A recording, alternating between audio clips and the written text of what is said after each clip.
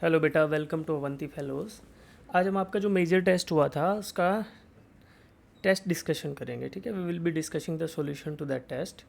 चलिए, तो before proceeding further एक बार आपको सिलेबस बता देता हूँ जो टेस्ट में आया था।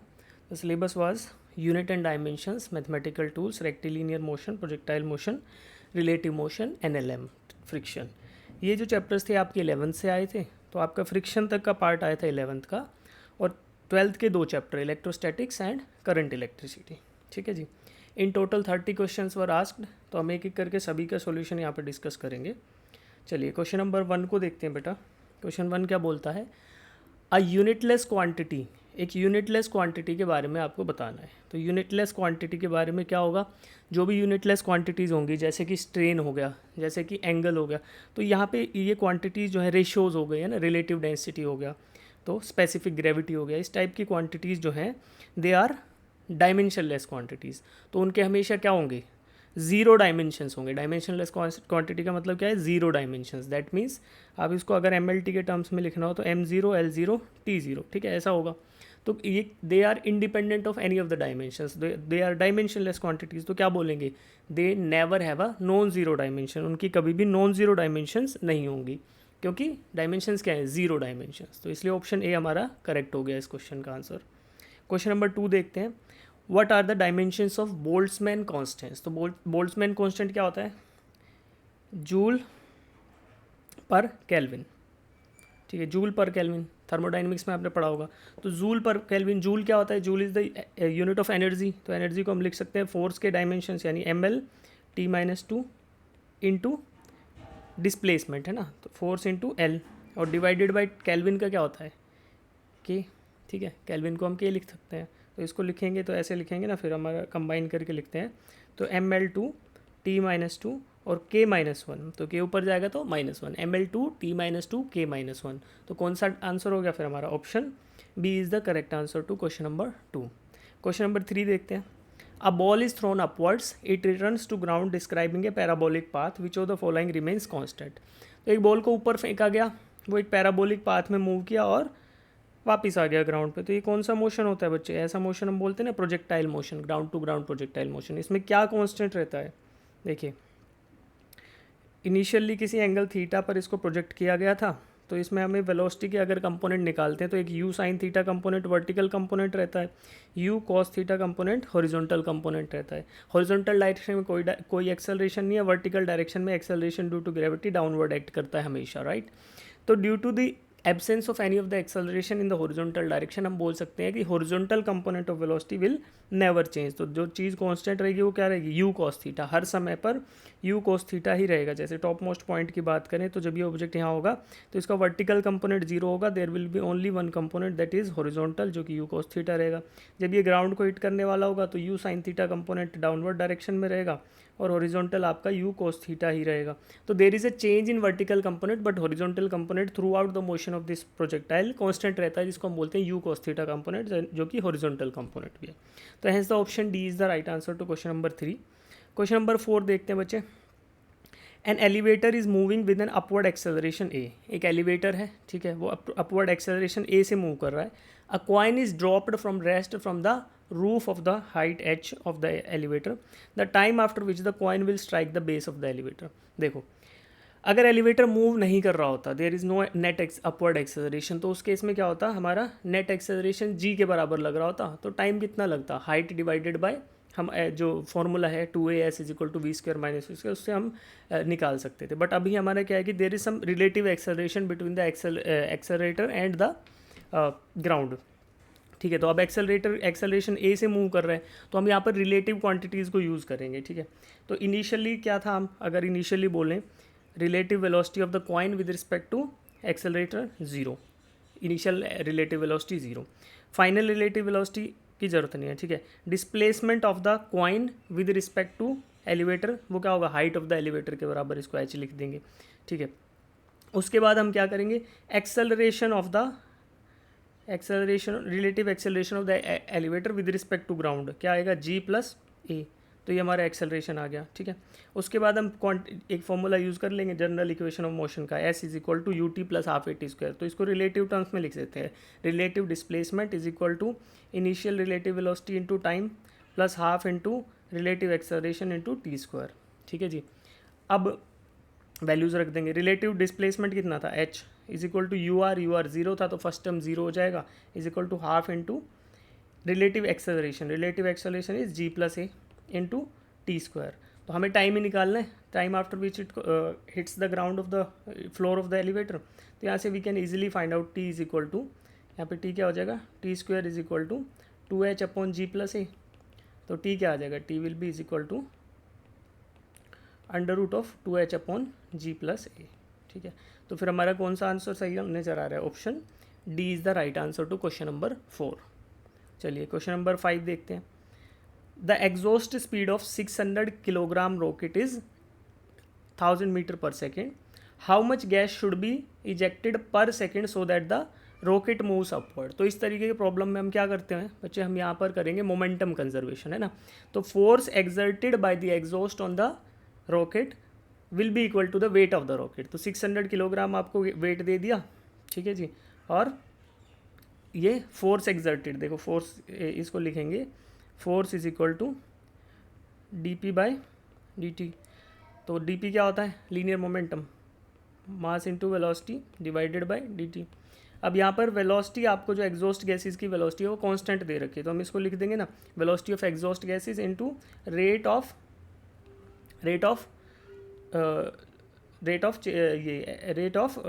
Exhaust gases which are coming out of the exhaust of the rocket, ठीक है।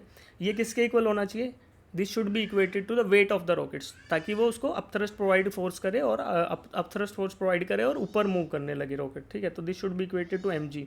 तो यहाँ से v is equal to D M by D T is should be equated to M G. अब हमें वैल्यूज सारी गिवन है यहाँ पर, देखिए velocity is given as 1000, D M by D T मुझे निकालना है, this should be equated to mass of the rocket जो कि 6000 है, और जी आपको एक्सेलरेशन ड्यू टू ग्रेविटी नहीं दे रखा तो मैं इसको 10 ले लेता हूँ, ठीक है।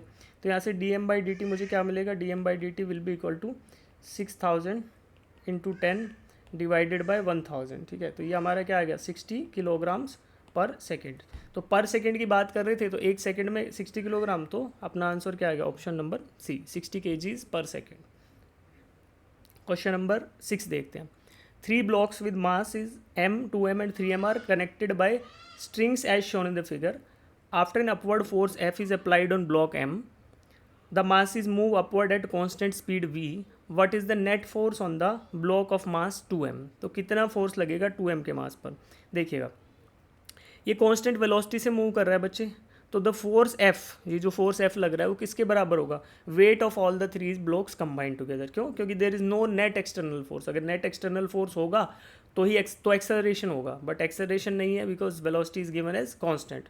तो वेलोसिटी कांस्टेंट देने की वजह से मैं लिख सकता हूँ F is equal to G into M plus 2m plus 3m, ठीक है जी। तो इसको लिख सकते हैं कि it will be equals to 6 mg। तो F is equal to 6 mg। अब ठीक ऐसा ही 2m ब्लॉक के साथ होगा। 2m ब्लॉक के ऊपर जितना फोर्स अपवर्ड लग रहा होगा, मान लो यहाँ पे एफ डैश बोल दिया, उतना ही इस पे डाउनवर्ड लग रहा होगा, है ना। तो अगर हम नेट फोर्स की बात करें, net force acting on the 2m block, तो क्या होगा, net force acting on the 2m block will be equals to 0। अगर हम फ्री बॉडी डायग्राम भी ड्रॉ करके देखें तो this 2m block will be experiencing 2 forces.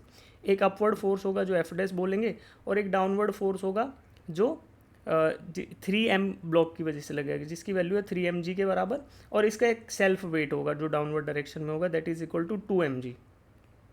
तो 2mg plus 3mg is acting in the downward direction, और F dash भी क्या होगा, F dash will also be equals to 5mg, ठीक है। तो नेट फोर्स की बात करें, net force is 0 since there is no acceleration, तो नेट फोर्स इज 0। तो option D is the right answer to question number 6। चलिए क्वेश्चन नंबर 7 देखते हैं। If theta is the angle between vector A and vector B then tangent theta is. तो theta अगर हमारे angle है तो हम कैसे निकाल सकते हैं इसको, यार हम इसको डॉट प्रोडक्ट से निकाल सकते हैं। कैसे, vector A dot vector B is equal to क्या होता है, ए बी कॉस थीटा। तो यहाँ से हम कॉस थीटा निकाल लें पहले, और फिर उसके बाद उसी को ट्राइंगल ड्रॉ करके we can easily find out tangent theta. तो करते हैं भाई इसको, तो पहले ए डॉट बी निकालने की कोशिश करते हैं। तो दो vector A and vector b are given, तो मैं क्या करता हूँ, i cap minus j cap dot product it with 2i cap minus k cap plus j cap. ठीक है, इसको डॉट प्रोडक्ट करेंगे तो ये हमारा क्या आ जाएगा, आई डॉट आई तो 2, जे डॉट जे तो -1, के का कंपोनेंट है नहीं तो 2 - 1 ही आ गया हमारा, ये is equal to A B. Magnitude of vector A, तो मैग्नीट्यूड ऑफ वेक्टर ए अगर बात करें तो इसका मैग्नीट्यूड अगर मैं निकालूँ तो क्या आएगा, 1² + 1² यानी कि √2। और मैग्नीट्यूड ऑफ वेक्टर बी क्या आएगा, that will be equals to √2² + 1² + 1²। तो ये क्या आ गया हमारा, √6। ठीक है जी, तो यहाँ से हम लिख सकते हैं √2 × √6 इंटू कॉस ऑफ थीटा। तो यहाँ से कॉस थीटा निकलेगा, सबसे पहले cos theta is equal to 2 - 1 यानी 1 डिवाइडेड बाई √2 × √6। ठीक है, यहाँ से हमारा कॉस थीटा आ गया। तो इसी को अगर हम करना चाहें तो ये हमारा आएगा √12। √12 को we can write it as 1/√12। तो 12 में 4 बाहर ला सकते हैं, तो that will be is equal to 1/2√3। ठीक है, 1/2√3। तो ये हमारा क्या आ गया, ये आ गया कॉस थीटा। ठीक है बच्चे, तो this is cos theta, right. तो अब हम इससे इजीली निकाल सकते हैं टेंजेंट थीटा भी। ठीक है, कॉस थीटा क्या होता है, बेस अपॉन हाइपोटेन्यूज, और टेंजेंट थीटा क्या होता है, परपेंडिकुलर बाय बेस। तो यहाँ से हम पाइथागोरस लगा के सबसे पहले परपेंडिकुलर निकालने की कोशिश करेंगे। Perpendicular will be equals to hypotenuse square minus base का स्क्वायर। तो हाइपोटेन्यूज का स्क्वायर करेंगे तो क्या आ गया 12, और माइनस बेस का स्क्वायर करेंगे तो 1। तो क्या आ गया हमारा √11। परपेंडिकुलर इज √11 और बेस क्या है, बेस इज 1। तो यहाँ से perpendicular we can substitute as √11 and base as 1। तो फिर हमारा टेंजेंट थीटा क्या आ जाएगा, √11। तो option B is the right answer to question number 7 हमारा। ठीक है, अब देखते हैं बच्चे question number 8। If R and H are the horizontal range and maximum height attend by the projectile then its speed of projection is. तो सबसे पहले क्या करें यार, अगर पहले रेंज और horizontal range and maximum height का हम फॉर्मूला लिख लेते हैं। तो maximum height horizontal range is equal to हम क्या लिख सकते हैं, इसको लिख सकते हैं u² sin 2θ अपॉन जी। ठीक है, और मैक्सिमम हाइट को लिख सकते हैं u² sin² θ अपॉन 2g। ठीक है, अब देखो we can expand this, R की वैल्यू को हम एक्सपेंड कर सकते हैं u² sin θ cos θ। ठीक है, 2u² sin θ cos θ because sin 2θ is 2 sin θ cos θ divided by g. तो ये हो गया साइन थीटा की value we can find out from h का फॉर्मूला। एच के फॉर्मूला से हम साइन थीटा फाइंड करेंगे और आर में सब्सटीट्यूट करेंगे, फिर इस इक्वेशन को रिफॉर्मुलेट करेंगे तो हमें आंसर मिल जाएगा। क्यों, क्योंकि देखो यहाँ पे यू हमें निकालना है, स्पीड ऑफ प्रोजेक्शन ना, तो यू को निकालना है in terms of R and H. तो हम पहले साइन थीटा फाइंड आउट करेंगे एच के फॉर्मूला से, then we will substitute the value in formula of R, और फिर इसको रिफॉर्मुलेट करके we can easily find out the answer. ठीक है, तो एच के फॉर्मूला से I will try to find out sine square theta क्या आएगा मेरा 2gh डिवाइडेड बाई u², और इसी से मुझे मिलेगा साइन थीटा, क्या मिलेगा, sine theta is equal to √2gh divided by u²। ठीक है, तो यहाँ से साइन थीटा मिल गया, इसको मैं अब सब्सटीट्यूट करता हूँ आर के फॉर्मूला में। इज इक्वल आर को लिख सकते हैं 2u² by G into sine theta. Sine theta हमारा क्या है बच्चे, √2gh by u² into cos theta. ठीक है, ये हमने कर लिया। अब हम इसको फर्दर रिफॉर्मुलेट करेंगे। देखिएगा, कोस थीटा को we have to find out, cos theta पहले फाइंड आउट करना पड़ेगा।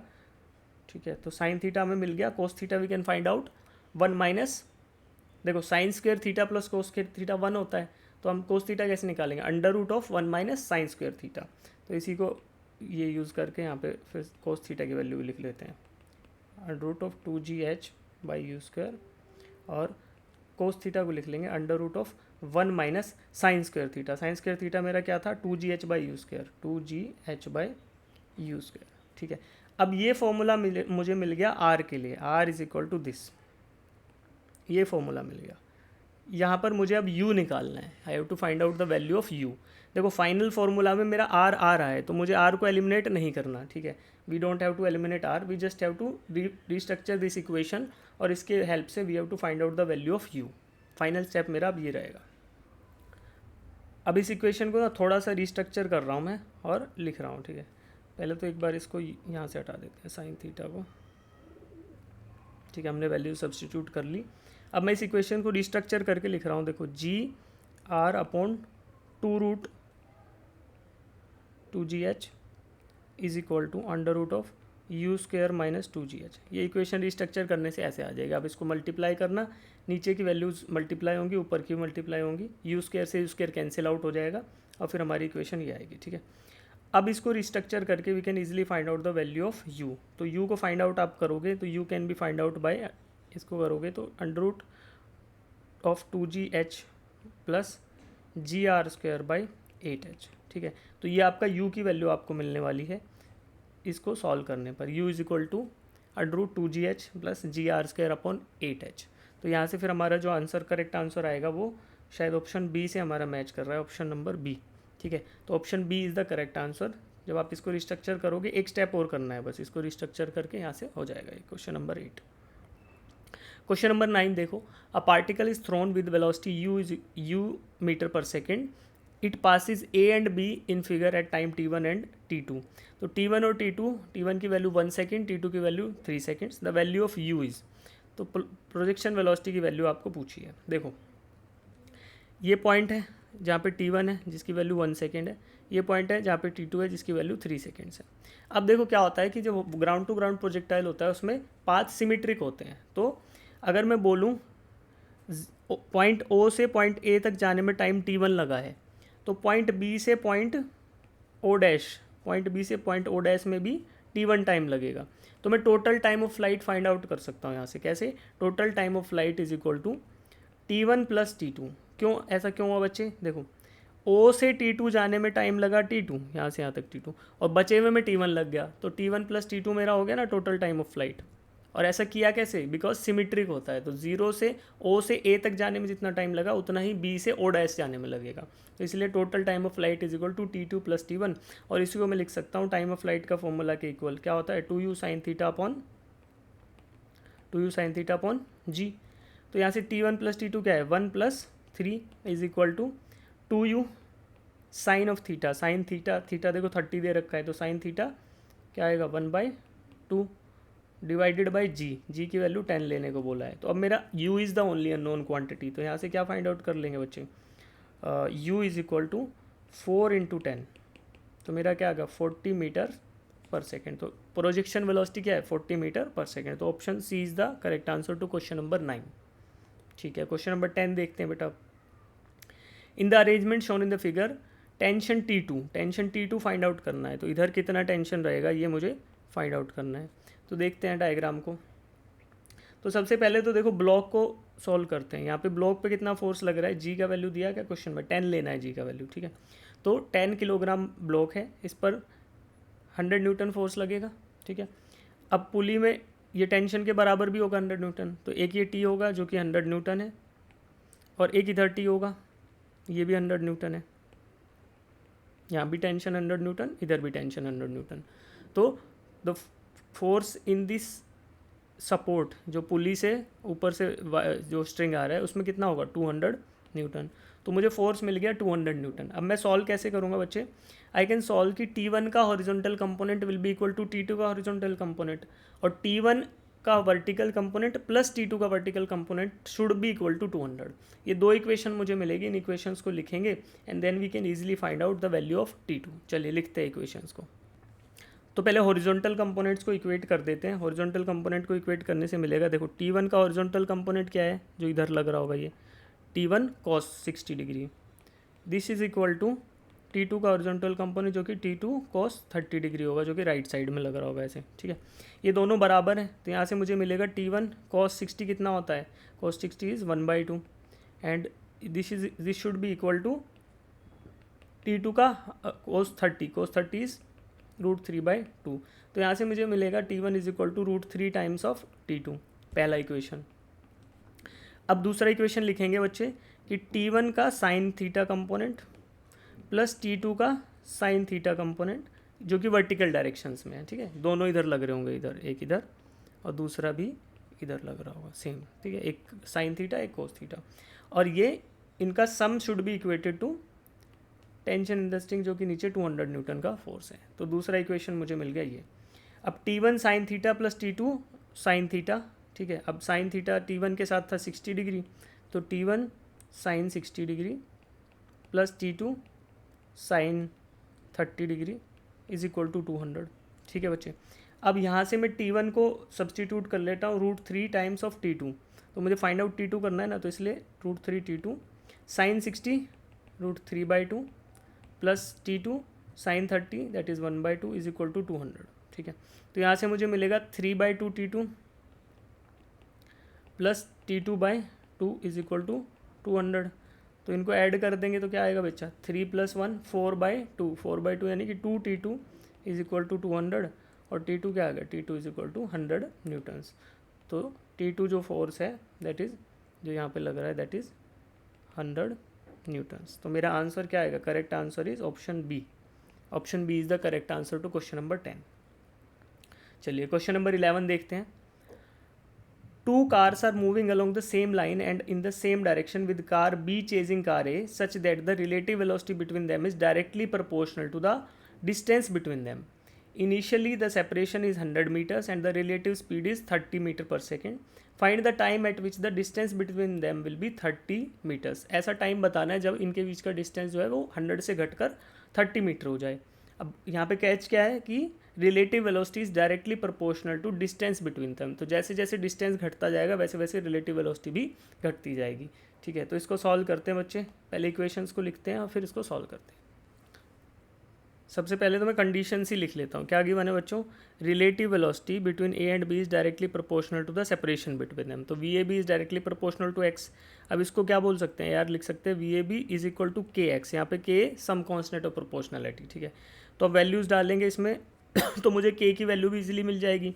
और दूसरी चीज़ क्या लिख सकते हैं कि V A B is also equals to D x by D T, क्योंकि वेलोसिटी क्या होता है, rate of change of displacement with respect to time. ठीक है, this will be equals to देखो यहाँ पे के एक्स लिखेंगे तो के की वैल्यू फाइंड आउट करना है मुझे। के विल बी इक्वल टू 3/10। क्यों, क्योंकि जो it is directly proportional but relate ये 30 डिस्टेंस था उस टाइम, 100 डिस्टेंस था तो वेलोसिटी 30 थी। तो अगर मैं इसमें कंडीशंस रखूँ इक्वेशन में तो मुझे मिलेगा के जो वैल्यू मिलेगी दैट इज़ 3/10।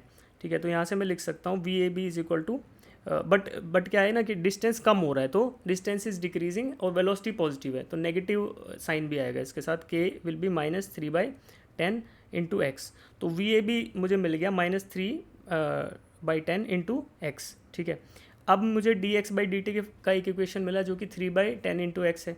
यहाँ से मुझे फाइंड आउट करना है व्हाट इज़ द टाइम, जबकि डिस्प्लेसमेंट 30 है। तो इक्वेशन मिल गया टाइम और डिस्प्लेसमेंट के फॉर्म में। अब मैं इस इक्वेशन को इंटीग्रेट करके I will try to find out the relation between x and T.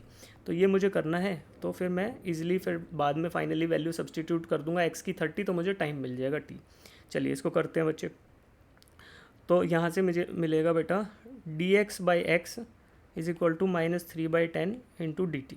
ठीक है, अब इंटीग्रेट करेंगे तो डी एक्स बाई एक्स का इंटीग्रेशन क्या होगा, log ln x। ठीक है, is equal to -3/10 into t. अब लिमिट क्या लगाएंगे, we will put the limit. यहाँ पे लिमिट रखेंगे तो कितना रखेंगे, इनिशियल डिस्प्लेसमेंट कितना था 100, फाइनल डिस्प्लेसमेंट कितना है 30।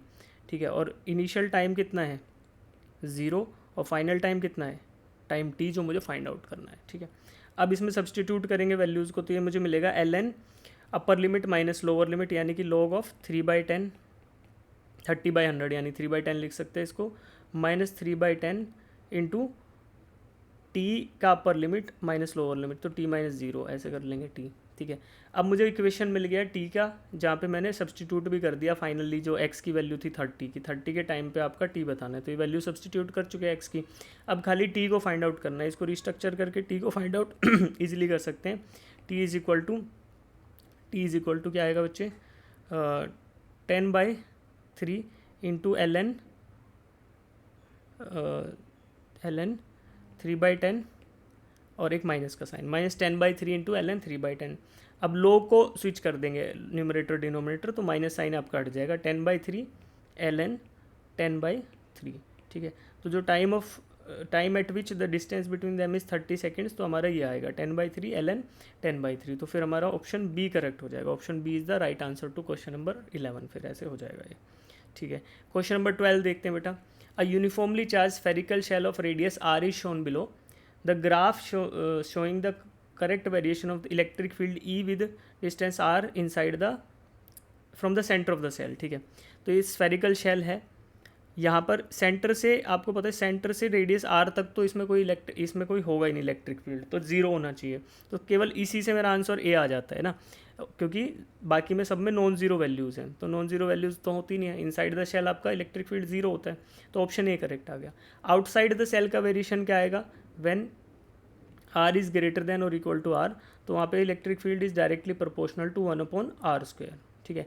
तो इन्वर्सली प्रोपोर्शनल हो गया आर स्क्वायर के, तो फिर हमारा आर स्क्वायर का वेरिएशन भी मुझे दिखाई दे रहा है कि हाँ यार ये 1/r² ही है, जैसे जैसे आर बढ़ रहा है तो ये 1/r² का वेरिएशन है, तो ऑप्शन ए हमारा करेक्ट हो जाएगा। क्वेश्चन नंबर 13 देखते हैं।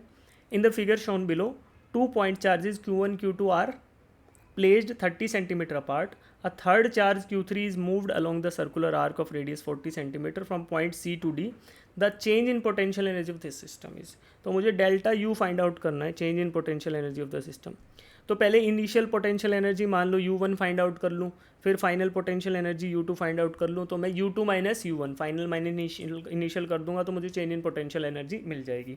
अब देखो potential energy between charge 1 and 2 क्या होता है, Q1 Q2 अपॉन आर, के Q1 Q2 अपॉन आर 1 2, ठीक है, ऐसा होता है। तो अगर रिलेटिव पोजीशन, इसको एक तो क्विक तरीका है सॉल्व करने का कि रिलेटिव पोजीशन केवल Q3 की चेंज हुई है, Q3 की पोजीशन चेंज हुई है विद रिस्पेक्ट टू Q2। देखो अगर ये सर्कुलर आर्क में गया तो पहले Q1 से डिस्टेंस 40 था, बाद में भी ये डिस्टेंस यहाँ पे कितना दूरी पे रहेगा, Q1 से 40 पे ही रहेगा।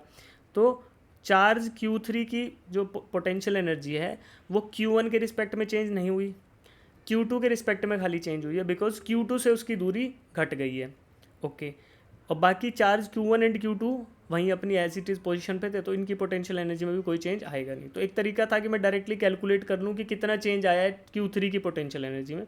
दूसरा है कि हम लंबा तरीका जिसमें हम क्या करेंगे, सारी की सारी पोटेंशियल एनर्जीज फाइंड आउट कर लेंगे। तो देखो इनिशियली पोटेंशियल एनर्जी बोल दिया U1, तो कितने चार्जेस हैं, Q1 Q2 Q3 है, तो 3 अलग अलग कम्बिनेशन बनेंगे, Q1 Q2 Q1 Q3 and Q2 Q3। तो ऐसे इसको फाइंड आउट करेंगे। इनिशियल पोटेंशियल एनर्जी के Q1 और Q2 की वजह से के Q1 Q2, और इन Q1 Q2 के बीच के डिस्टेंस कितना है 30 सेंटीमीटर, तो इसको लिख देंगे 0.3 प्लस के Q1 Q3, तो Q1 और Q3 के बीच का डिस्टेंस है 0.4 प्लस के Q2 Q3, charge Q2 Q3 divided by इनका इनिशियल डिस्टेंस कितना था Q2 और Q3 का, Q2 and Q3 are located at, इसका ये डिस्टेंस निकालेंगे तो ट्राइंगल से क्या निकलेगा 30 स्क्वायर प्लस 40 स्क्वायर, तो ये आपका मैजिक ट्राइंगल से भी आपको होता है कि 50 सेंटीमीटर था इनके बीच का इनिशियल दूरी, तो ये आ गया 0.5। फाइनल पोटेंशियल एनर्जी जब ये point charge Q3 point D पर आ जाता है, यहाँ पे आ जाएगा, तो फिर क्या होगा के Q1 और Q2 के बीच की दूरी तो चेंज हुई नहीं है, तो ये आपका एज इट इज़ रहेगा, प्लस के Q1 और Q3 के बीच की दूरी चेंज होगी क्या, नहीं होगी, बिकॉज ये भी 40 दूरी पर ही है 0.4, प्लस फाइनली के Q2 Q3। अब Q2 और Q3 की दूरी घटकर कितनी हो जाएगी 40 माइनस 30, तो ये बच जाएगा 10 सेंटीमीटर, तो इसको लिखेंगे अब हम यहाँ पे 0.1। तो देखो यही मैं आपको बोल रहा था कि ये वाला कंपोनेंट सेम रहेगा, खाली चेंज आएगा due to the position of Q2 and Q3, उनके बीच में जो आपका चेंज आया उसकी वजह से आपको डेल्टा U मिलेगा। तो delta U can be found out by U2 minus U1 is equal to final potential energy minus initial, तो के Q2 Q3 divided by 0.1 minus के Q2 Q3 डिवाइडेड बाय 0.5, ठीक है। तो इसको सॉल्व करेंगे बच्चे, इसको सॉल्व करते हैं तो हमें मिलेगा क्या मिलेगा, इसको सॉल्व करने पर हमें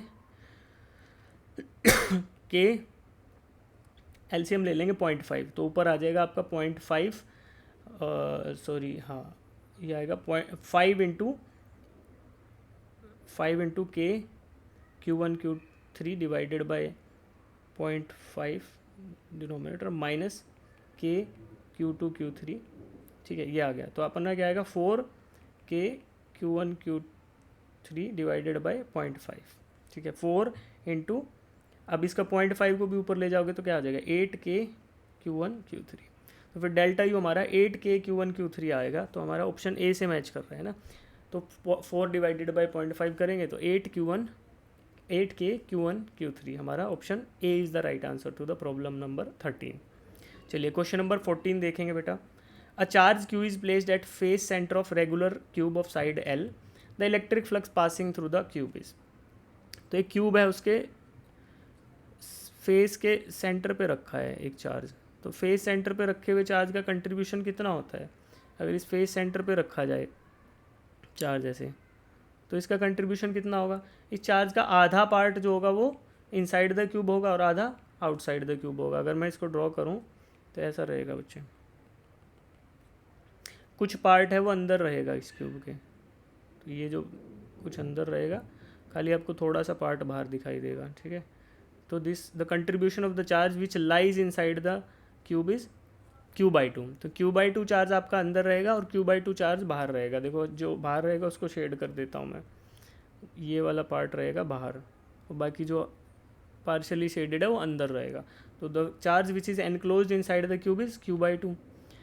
तो हमें पता है कि फ्लक्स क्या होता है, phi is equal to q upon epsilon naught. तो हमारा फ्लक्स क्या होगा? Q/2 epsilon naught. तो option B is the right answer to question number 14। Question number 15 देखते हैं।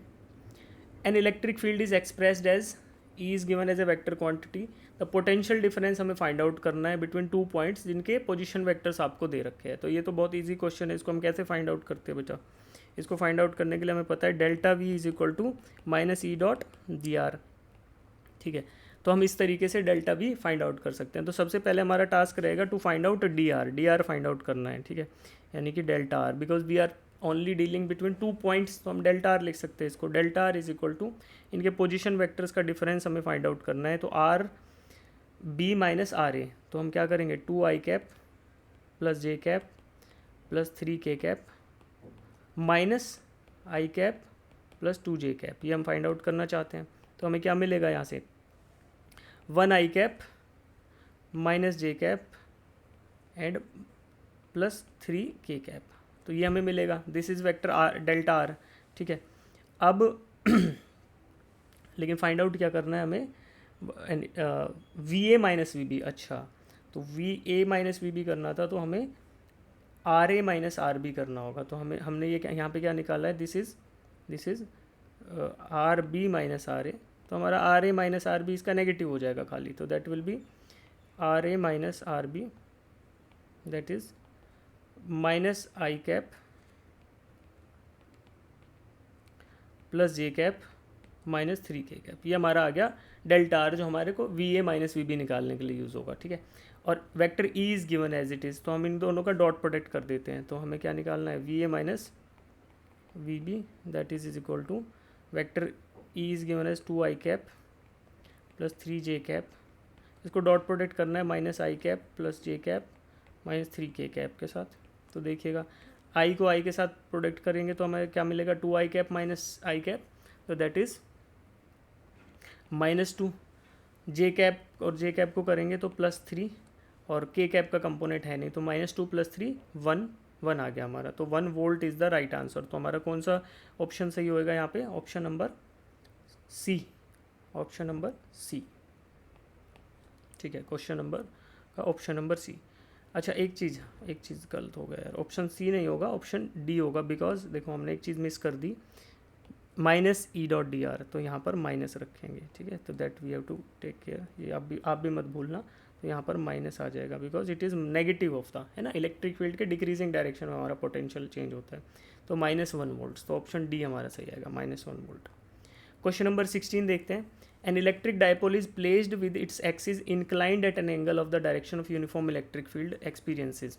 तो inclined to the direction of uniform electric field, ये uniform electric field हो गया। इसके अंदर कुछ इंक्लाइंड पे एक डायपोल रखा है, तो क्या होगा बच्चे? इस डायपोल पर दो फोर्सेस लगेंगे, एक ऐसे एक ऐसे। ये नेट दोनों फोर्स बराबर हैं, तो net force on the dipole 0, but these two misaligned forces, इनकी वजह से क्या होगा? पैरेलल फोर्सेस, ये क्या करेंगे? They will generate a couple at the centre of the dipole, यानी कि एक टॉर्क प्रेजेंट होगा बट फोर्स प्रेजेंट नहीं होगा। तो torque is there but no force, no net force is acting on the dipole. तो option B is the right answer. चलो question number 17 देखते हैं। A steady current flows in a metallic conductor of non uniform cross sectional area. तो non uniform cross sectional area है, मान लो ऐसे बढ़ रहा है क्रॉस सेक्शनल एरिया, इसमें स्टेडी करंट है, करंट की वैल्यू फिक्स्ड है। तो विच of the following quantity remains constant? तो करंट तो बोल ही दिया कि करंट कांस्टेंट एसटीडी है, तो करंट तो कांस्टेंट हो गया। इसके बाद हमें फाइंड आउट करना है ड्रिफ्ट वेलोसिटी के बारे में कि क्या ड्रिफ्ट वेलोसिटी भी चेंज होगी। यस, ड्रिफ्ट वेलोसिटी बच्चों क्रॉस सेक्शनल एरिया पे डिपेंड करती है, तो क्रॉस सेक्शनल एरिया वेरी कर रहा है तो ड्रिफ्ट वेलोसिटी तो हमारी चेंज होगी। तो ड्रिफ्ट वेलोसिटी कांस्टेंट नहीं रहेगी, करंट कांस्टेंट रहेगा। तो drift velocity is not constant, option A B C गलत। The only thing which is constant जो क्वेश्चन में दे रखा है कि there is a steady current, यानी current only current is constant. तो क्वेश्चन नंबर 17 का option D is the right answer. Question number 18 देखते हैं। In the circuit shown in the figure the current through अब हमें ना हर एक इसको देखना पड़ेगा, इसने बोला नहीं कि किस रजिस्टर के थ्रू निकालूं। तो सबसे पहले I will try to find out the equivalent resistance of the circuit. तो अब ध्यान से सुनना, दिस 2 दिस 4 एंड दिस 2 ये क्या है, सीरीज़ में है। सीरीज़ में क्या हो जाता है, ऐड हो जाएगा। तो this 3 combined together will come up as 8 ohms. फिर ये 8 ओम और ये 8 ओम पैरेलल में, तो ये क्या होगा 4 ओम्स।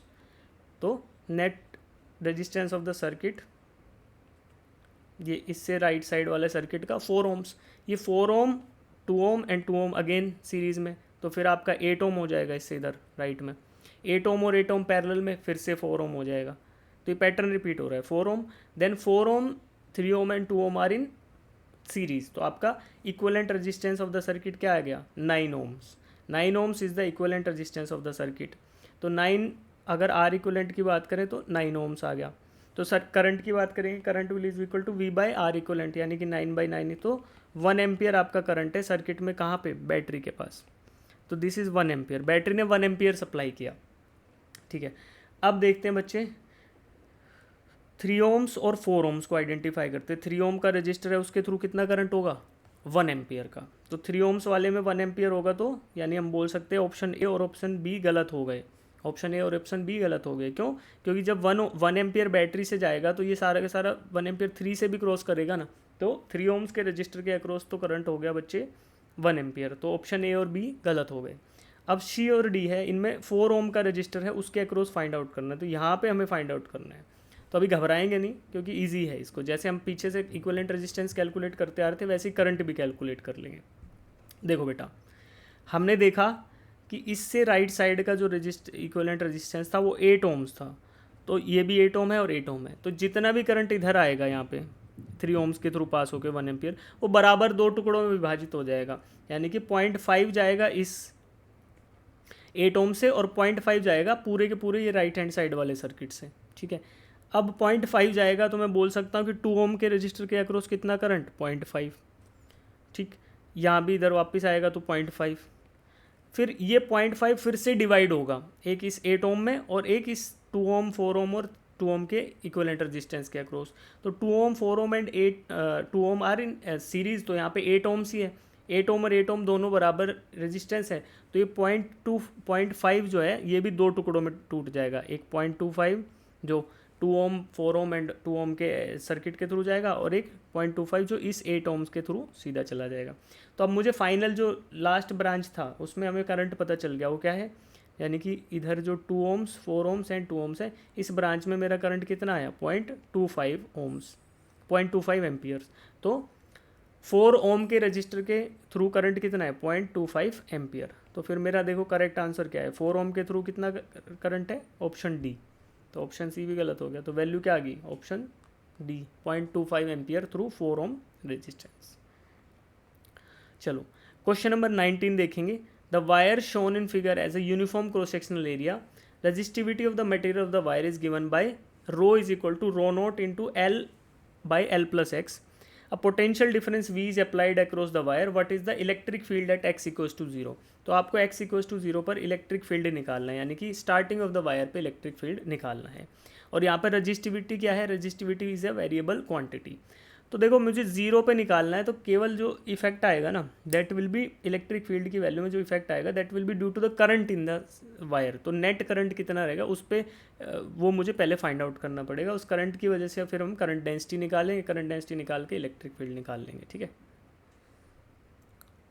तो इसमें पहले फॉर्मूलाज लिख लेते हैं। फॉर्मूलाज जो मुझे लगेंगे, देखो हमें पता है बच्चे कि current density is equal to sigma into conductivity into electric field. ठीक है, अब इसको कंडक्टिविटी को अगर मैं इधर डिनोमिनेटर में लेके जाऊँ तो क्या लिख सकते हैं, इसी को we can reformulate and write it as electric field is equal to resistivity into current density. ठीक है, तो रेजिस्टिविटी इंटू करंट डेंसिटी 1/सिग्मा आएगा, तो 1/सिग्मा क्या होता है, रेजिस्टिविटी। अब मुझे यहाँ से करंट डेंसिटी फाइंड आउट करना है और रेजिस्टिविटी मुझे सब्सटीट्यूट कर दूंगा वैल्यू में, because I have to find out electric field at x equal to 0। तो अब फॉर्मूला दिया हुआ है rho is equal to rho naught L/L+x। ठीक है, तो यहाँ पर x इक्वल टू 0 पे फाइंड आउट करना है, तो at x equal to 0 rho is equal to rho naught. तो फिर मुझे इलेक्ट्रिक फील्ड एट मान लो ई नोट बोल दिया जो 0 पर है, that will be equals to rho naught into current density. ठीक है, तो जे मुझे फाइंड आउट यहाँ पे करना है। तो सबसे पहले I need to find out the current. तो करंट के लिए मुझे पहले रेजिस्टेंस फाइंड आउट करना पड़ेगा, because the resistance depends upon the resistivity of the material. तो वही पहले रेजिस्टेंस फाइंड आउट करते हैं सबसे पहले। तो देखो R इज इक्वल टू हमें पता है रो L/A होता है, बट वहाँ पर रो वेरिएबल नहीं होता, rho is a constant quantity. तो इसको हम क्या करेंगे, integration of rho by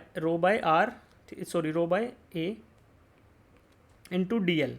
length के साथ आपका रेजिस्टिविटी वेरी कर रहा है, तो हम क्या करते हैं, रो L/A की बजाय रो DL/A, और इसका इंटीग्रेशन स्मॉल एलिमेंट ले लेंगे along the length DL length के, और उसको इंटीग्रेट करेंगे तो total resistance of the wire आपको मिलने वाला है। ठीक है, अब इसके अंदर क्या करेंगे, R is equal to integration कहाँ से, 0 to total length of the wire rho naught by A into, और ये क्या था ऊपर L/L+x, तो rho naught into L/L+x divided by A into DX।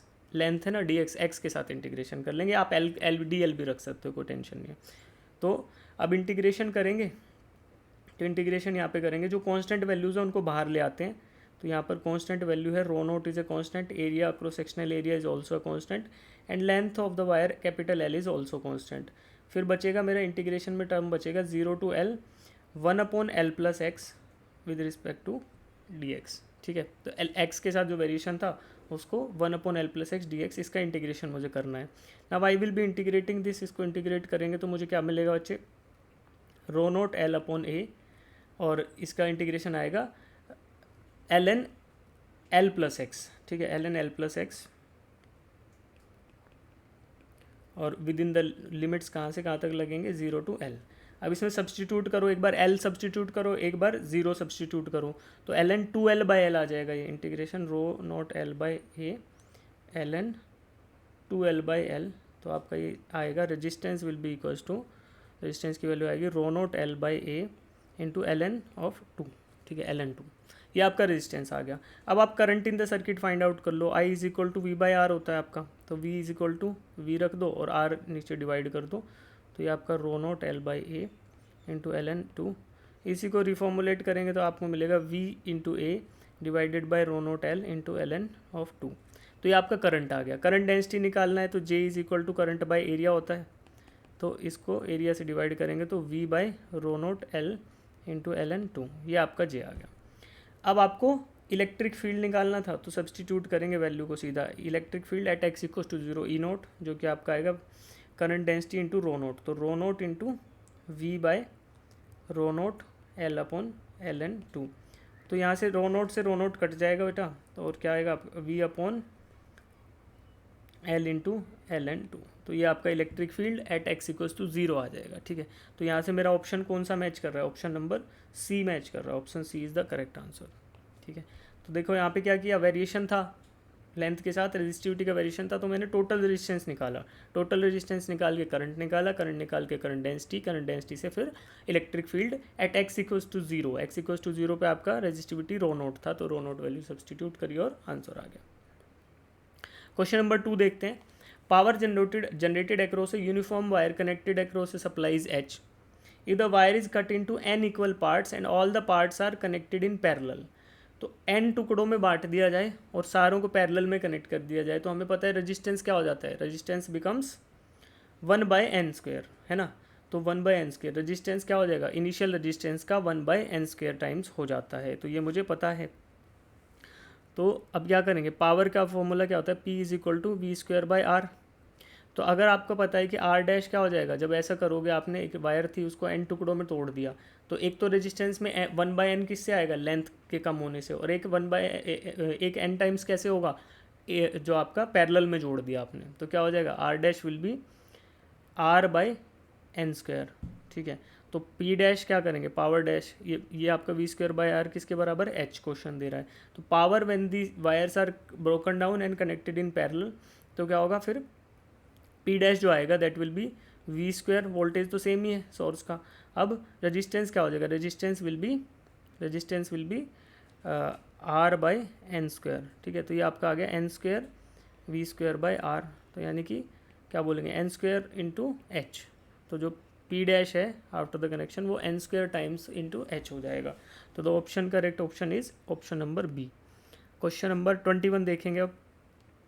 A particle moves in the xy plane under the influence of a force such that its linear momentum is pt is equal to a into I cos kt minus j sin kt, where a and b are constant. The angle between the force and the momentum is, तो आपको force दे दिया, अच्छा linear momentum दे दिया आपको, और आपको क्या निकालना है, angle between force and momentum. तो फोर्स निकाल सकते हो ना, फोर्स आपको पता है rate of change of linear momentum होता है। सबसे पहले फोर्स निकालेंगे, तो फोर्स वेक्टर निकालेंगे, F is equal to D P by D t होता है। तो इसको डिफरेंशिएट कर लूँ, तो d by D t of ये वेक्टर क्या दिया है, A into i cap cos k t minus A into j cap sine के टी। तो इसको इसको डिफरेंशिएट करना है बच्चे। तो डिफरेंशिएट करोगे तो क्या मिलेगा आपको, A is a constant quantity बाहर आ जाएगा। तो आई कोस का क्या आएगा, कोस का डिफरेंशिएशन क्या होता है, माइनस साइन, तो माइनस आई कैप साइन के टी, और उसके साथ एक के और आ जाएगा, टी के साथ करोगे ना, तो आपका के इंटू के, और कोस साइन का कोस होगा तो a into j cap cos of k t into k. तो ये आपका आएगा ए इंटू के, और अंदर आएगा माइनस आई कैप साइन के टी और minus j cap cos k T, ठीक है। तो ये आपका आ जाएगा। अच्छा इधर भी मैंने कॉमन ले लिया था, तो ये जो आपका ये जो ए है ये यहाँ नहीं आएगा, बाहर आके कॉमन आ गया, ठीक है। तो ए के इंटू आई कैप साइन के t minus j cap cos के टी।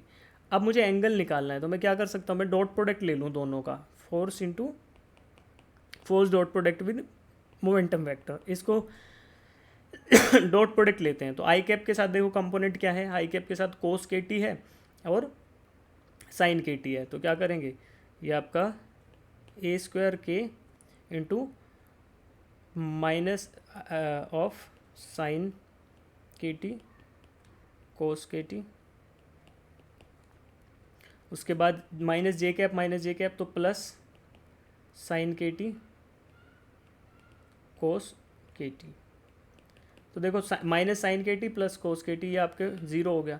तो डॉट प्रोडक्ट क्या आ गया, zero. And if the dot product between the two vectors is zero, तो मतलब एंगल क्या होगा, angle is equal to pi by two या फिर 90 डिग्री बोल सकते हैं। तो the angle between the force vector and the momentum vector are 90 degree, ठीक है। तो डॉट प्रोडक्ट से आपने निकाल लिया, ठीक है। क्वेश्चन नंबर 22 देखते हैं। As shown in the figure here, initially the block is at rest and two horizontal forces F1 and F2 of magnitude 20 Newton and 10 Newton respectively are applied simultaneously at time t equals to 0. The coefficient of friction between the block and the ground is 0.1. Calculate the friction force on the block. तो friction force on the block क्या होगा, तो यार friction force का तो कोई relation है ही नहीं इन दोनों फोर्सेस से, ठीक है। केवल इन फोर्सेस से हम ये फाइंड आउट कर सकते हैं काइनेटिक फ्रिक्शन है कि स्टैटिक फ्रिक्शन है।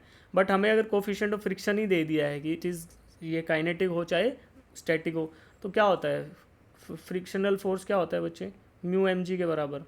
तो मास ऑफ द ब्लॉक हमें पता है, जी हमें क्वेश्चन में दे रखा है, तो फ्रिक्शनल फोर्स क्या आएगा, F is equal to 0.1 into M जो 5 है इंटू जी आपका 10, तो कितना आ गया 50 इंटू 0.1, तो 5 न्यूटन। तो फ्रिक्शनल फोर्स मेरा क्या रहेगा, frictional force will B 5 Newton, ठीक है। Question number 23, a ship of mass 3 into 10 to the power 7 kilogram initially at rest is pulled by a force of 5 into 10 to the power 4 Newton through a distance of 3 meter. Assume that the resistance due to water is negligible. If the speed of the ship is v by 10, find v, ठीक है। तो water का resistance आपको negligible assume करना है, mass of the ship is given, force is also given, distance is also given. तो अब आपको क्या फाइंड आउट करना है, velocity v of the ship find out करना है, ठीक है जी। तो वेलोसिटीज़ में भी इनिशियल वेलोसिटी आपको जीरो दे रखी है, तो u is given as zero because ship initially at rest दिया। फाइनल वेलोसिटी आपको फाइंड आउट करनी है और आपको क्या निकालना है, अब force and mass is given, तो फोर्स एंड मास गिवन है तो हम बोलेंगे इनडायरेक्टली आपको एक्सेलरेशन दे रखा है, डिस्टेंस भी दे रखा है, ठीक है बच्चे। तो 2as is equal to V square minus U square, 2 into acceleration into distance is equal to V square minus U square. U is given as zero, acceleration you can find out by force upon mass, distance is given V square we have to find out. तो बच्चों इसमें values put करते हैं, 2 into force on the ship is 5 into 10 to the power 4 divided by mass of the ship 3 into 10 to the power 7 into distance which is given as 3 is equal to v square, ठीक है, u square zero था तो वो हो गया आपका zero. तो यहाँ से अब आपको v फाइंड आउट करना है, तो v is equal to under root of, देखो ये 3 से 3 चला जाएगा तो ये आपका आ गया 10 ऊपर आएगा 10 इंटू 10 टू द पावर 4, तो 10 to the power 5 divided by नीचे 10 टू द पावर 7, तो v is equal to under root of 1/100, तो आपका आ गया 1/10, तो v इज इक्वल टू कितना आ गया 1/10, ठीक है, फाइनल वेलोसिटी। तो यहाँ पे अब देखो ये v is equal to v/10 दे रखा है, तो यहाँ पे जो v कोई कांस्टेंट वैल्यू है which this v is 1 because आपका फाइनल वेलोसिटी क्या आया 1/10 जो कि गिवन है v/10, तो v की वैल्यू जो ऊपर क्वेश्चन में है वो 1 आ जाएगी, ठीक है। तो this is the final answer to the question number 23 is 1। चलो क्वेश्चन नंबर 24 देखते हैं, बहुत आसान क्वेश्चन है। The percentage error in the measurement of the length of the cube is 2, find the percentage error in the volume, तो volume क्या होगा cube का, एल क्यूब के बराबर होता है। अब गिवन क्या है आपको, delta L by L into 100, ये परसेंटेज एरर आपको गिवन है विच इज़ 2%। तो हमें पता है यार कि delta v by v into 100 जो कि मेरा percentage error in the measurement of v होगा, कैलकुलेशन ऑफ वी, वो क्या होगा 3 into delta L by L into 100, ठीक है। तो 3 इंटू दिस, अब ये क्या आ गया 3 इंटू 2, तो मेरा क्या आ गया 6% इज़ द एरर। तो final answer to question number 24 is 6%। Question number 25 देखते हैं। A projectile is projected from a tower of height h with speed 20 metre पर second along the horizontal. If this projectile falls on the ground at a point which is 60 metre from the foot of the tower, find the value of h. तो height of the tower आपको find out करना है बेटा, ठीक है। तो height of the tower कैसे find out कर सकते हैं यार, हमें पता है कि देखो कितना हॉरिजॉन्टल स्पीड कितनी थी 20 मीटर पर सेकेंड, तो हॉरिजॉन्टल स्पीड जो रहती है प्रोजेक्टाइल की वो हमेशा कांस्टेंट रहेगी। तो इस हॉरिजॉन्टल स्पीड से इसने 60 मीटर कवर किया, 60 मीटर ऑन द ग्राउंड। तो अगर मैं टावर ड्रॉ करूँ, ये टावर है, ठीक है। Initially the projectile is projected with 20 metre पर सेकेंड, ये 20 मीटर पर सेकेंड से ये कितनी दूर जाकर गिरा है 60 मीटर। तो total time of flight find out कर सकते हैं भाई, इसने ऐसे प्रोजेक्टाइल ऐसे पैराबोलिक पाथ फॉलो किया होगा। और हॉरिजॉन्टल वेलोसिटी क्योंकि कांस्टेंट रहती है ड्यूरिंग ए प्रोजेक्टाइल मोशन, तो मैं बोल सकता हूँ कि 60 is equal to 20 into time of flight. तो टाइम ऑफ फ्लाइट कितना आ गया मेरा, time of flight is equal to 3 seconds, ठीक है जी। ये हमारा आंसर आ गया 3 सेकेंड्स टाइम ऑफ फ्लाइट का। अब क्या करना है, I have to find out the height of the tower. तो हाइट ऑफ द टावर कैसे मिलेगा, vertical motion of the projectile की वजह से। इनिशियली वर्टिकल डायरेक्शन में जो वेलोसिटी थी वो 0 थी, तो मैं क्या करूँगा यार, I can write it as कि displacement in the vertical direction s is equal to u t plus half a t square, ऐसे होता है ना।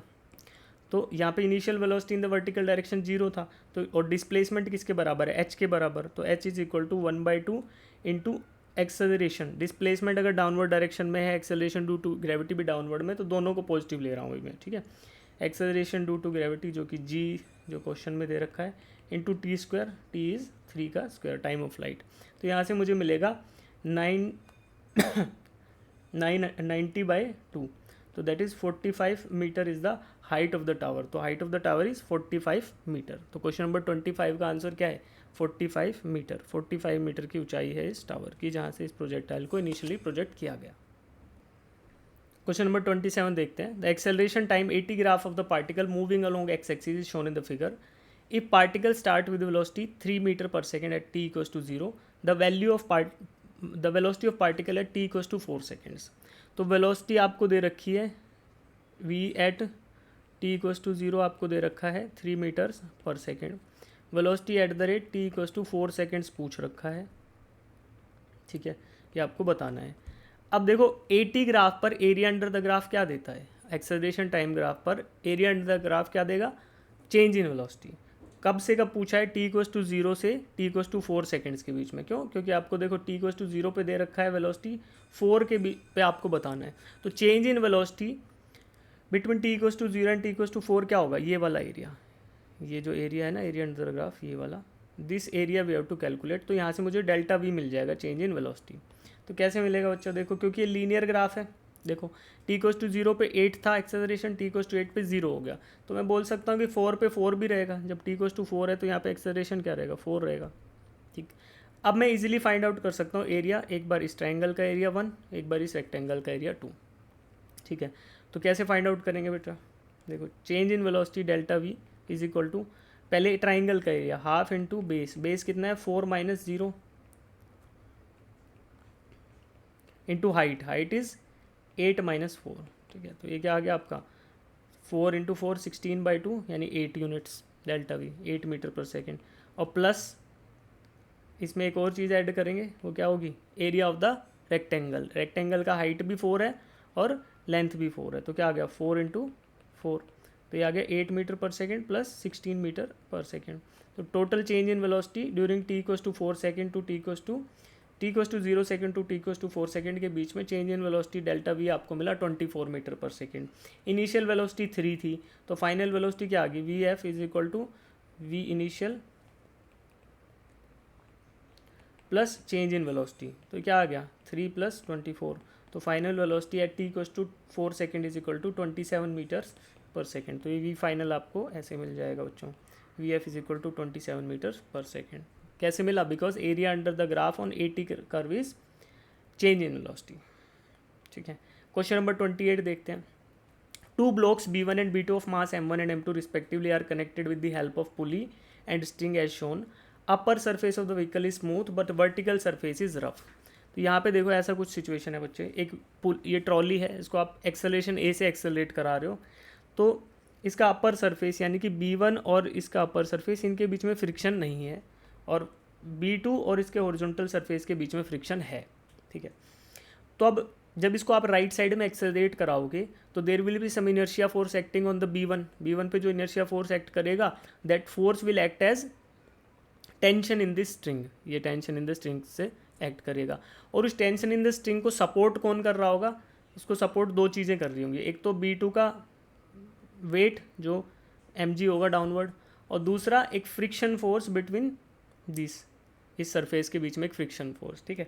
और फ्रिक्शन फोर्स आएगा किस चीज़ से, that friction force will be due to inertia force acting on B2 पे कोई इनर्शिया फोर्स लगेगा, एक सूडो फोर्स बैकवर्ड डायरेक्शन में, उसकी वजह से एक नॉर्मल फोर्स लगेगा, और उस नॉर्मल फोर्स की वजह से यहाँ पर फ्रिक्शन आएगा, ठीक है। तो इस सिचुएशन को समझते हुए हम इक्वेशंस लिखने की कोशिश करते हैं क्वेश्चन नंबर 28 के लिए। तो देखो टेंशन इन द स्ट्रिंग मान लो मैं बोल देता हूँ, T इज इक्वल टू क्या होगा, inertia force acting on M1, block B1 का मास M1 दे रखा है, M1 इंटू एक्सेलरेशन A। तो ये टेंशन इन द स्ट्रिंग है, इस टेंशन इन द स्ट्रिंग, ये टेंशन इन द स्ट्रिंग किसके बराबर होगा, अगर इधर T है इधर T है, तो ऊपर से तो मैंने लिख दिया कि T is equal to M1A, नीचे से इक्वेशन लिखेंगे B2 की साइड से, तो T is equal to mass of the block, जो वेट ऑफ द ब्लॉक है M2G, plus there is some friction, friction क्या आ गया, mu times inertia force on the B2, तो mu into M2 into A। तो T is equal to M1A, T is also equal to M2G plus mu M2A, ठीक है। अब इन दोनों equations को इक्वेट कर देते हैं यार, M1A is equal to M2G plus mu into M2A। अब यहाँ से म्यू निकाल लेते हैं, म्यू इज इक्वल टू, मुझे क्या फाइंड आउट करना है, coefficient of friction between B2, ये फाइंड आउट करना है। तो mu is equal to M1A minus M2G divided by M2A, तो ये मेरा म्यू आ गया। अब यहाँ से क्या करेंगे, यहाँ से हम A की वैल्यू रख देंगे, A is given as G/7, तो A को G/7 लिख देंगे, तो M1 into G/7 minus M2 into G divided by M2 into G/7, तो इसी को सिंप्लीफाई करके हम ऐसे लिख सकते हैं M1 minus 7M2 divided by M2, ठीक है। तो ये इक्वेशन आ गया। अब मास के बीच में भी एक रिलेशन दे रखा है, M1 इज 7.5 टाइम्स M2, तो M1 को 7.5 टाइम्स M2 लिख लेते हैं। तो ऊपर क्या आ जाएगा, mu is equal to 7.5 M2 minus 7M2 divided by M2। तो ये क्या आ जाएगा 0.5/1, यानी कि आपका म्यू की वैल्यू आ गई 0.5, ठीक है। तो यहाँ पर गिवन है mu is equal to n/10, तो 0.5 इज इक्वल टू n/10, तो n की वैल्यू क्या आ जाएगी, n इज इक्वल टू 5। तो हमारा फाइनल आंसर क्या है, n is equal to 5 to question number 28। Question number 29 देखते हैं। In the circuit shown below the ammeter reading is 0 then the value of resistance R is. तो ammeter reading अगर 0 है तो रेजिस्टेंस आर की value क्या रहेगी। देखो यहाँ पे दो सर्किट ड्रॉ करूँगा बेटा मैं। एक तो ये सर्किट भाई, इसमें 12 वोल्ट का बैटरी, 50 ओम का रजिस्टर और ये आर, पहला सर्किट। दूसरा सर्किट क्या करेंगे, 12 वोल्ट की बैटरी, 50 ओम का रजिस्टर और 2 वोल्ट की बैटरी, ठीक है। ये दो सर्किट ड्रॉ करेंगे, दो लूप, और इसमें क्रिचॉफ्स वोल्टेज लॉ लगाएंगे, ठीक है। तो क्रिचॉफ वोल्टेज लॉ लगाएंगे तो हमें कॉमन वैल्यू मिल जाएगी आर की, जिसको हम इजीली फाइंड आउट कर लेंगे। वही हमें क्वेश्चन में पूछा गया है। तो पहला लूप देखते हैं जिसमें 12 वोल्ट की बैटरी है, 50 ओम का रजिस्टर है और आर है, ठीक है। तो 12 वोल्ट की battery minus voltage drop in 500 ohms का रेजिस्टेंस, तो क्या आएगा, मान लो करंट अगर मैं I1 बोल दूँ, इधर करंट बोल दिया I1, तो क्या आ जाएगा, that will B 500 into I1, तो ये मेरा वोल्टेज ड्रॉप अक्रॉस 500 ओम का resistor, minus R into I1 is equal to 0। तो ये मेरा इक्वेशन 1 आ गया, ठीक है। फिर दूसरे इसी इक्वेशन को थोड़ा सिंप्लीफाई करेंगे तो 12 is equal to 500 plus R into I1, ठीक है। ये इक्वेशन आ गया, ठीक है। अब दूसरा लूप लेंगे, दूसरे लूप में इक्वेशन लगाएंगे बच्चे। वहाँ पे 12 वोल्ट की बैटरी है, 12 वोल्ट की बैटरी है, उसके बाद लगा हुआ है 500 ओम का रजिस्टर जो कि 500 टाइम्स I1 करंट ड्रॉप कराएगा। फिर उधर जाएंगे 2 वोल्ट की बैटरी, 2 वोल्ट की बैटरी एक्ट कर रही है अगेंस्ट द 12 वोल्ट बैटरी, तो -2 वोल्ट इज इक्वल टू 0, ठीक है। तो यहाँ से मुझे मिलेगा कि 500 I1 इज इक्वल टू 10, ठीक है। तो I1 इज इक्वल टू 10/500 यानी कि 1/50 मुझे मिल गया। अब ये मुझे 1/50 मिल गया I1 की वैल्यू। अब इसको मैं ऊपर जो इक्वेशन थी उसमें सब्सटीट्यूट कर लूँगा, तो that will B 12 into 500 into 1/50 plus R/50, ठीक है। तो दैट इज़ 12 अरे क्या किया मैंने, कुछ गड़बड़ कर दी, एक सेकेंड, इक्वल टू के साइन के उधर लगाते ना। चलो 12 is equal to 500 plus R into 1/50 ऐसा कर लेते हैं, ठीक है। तो यहाँ से मुझे मिलेगा कि R is equal to 12 into 50 minus 500, तो 12 इंटू 50 करेंगे तो मेरा 600 आ रहा है, और क्या आएगा -500, तो R is equal to 100 ohms. तो जो रेजिस्टेंस R की अननोन रेजिस्टेंस है उसकी वैल्यू 100 ओम्स आ रही है। तो मैंने किरचॉफ वोल्टेज लॉ लगाया 2 बार और मुझे R is equal to 100 ohms मिल गया। क्वेश्चन नंबर 30 देखते हैं। 4 bulbs of different power readings are arranged in the circuit as shown below. The resultant power of the combination if rated voltage is applied across the combination is, ठीक है। तो बच्चों ऐसे given है कि चारों के चारों बल्ब है ना एक रेटेड वोल्टेज पे, मान लो 200 वोल्ट्स के होंगे सभी के सभी बल्ब, या V वोल्ट्स के हैं, तो इनका एक कम्बिनेशन ड्रॉ किया गया है। एक 300 वोल्ट कंज्यूम करेगा when the voltage supplied is V, ये 100 करेगा, ये 100 करेगा, 100 करेगा, ऐसे है, ठीक है। तो मैं पहले क्या फाइंड आउट करता हूँ कि रेजिस्टेंस फाइंड आउट कर लेता हूँ। तो वी नो दैट कि resistance R is equal to, resistance R क्या होगा, R is equal to P is equal to V²/R होता है ना।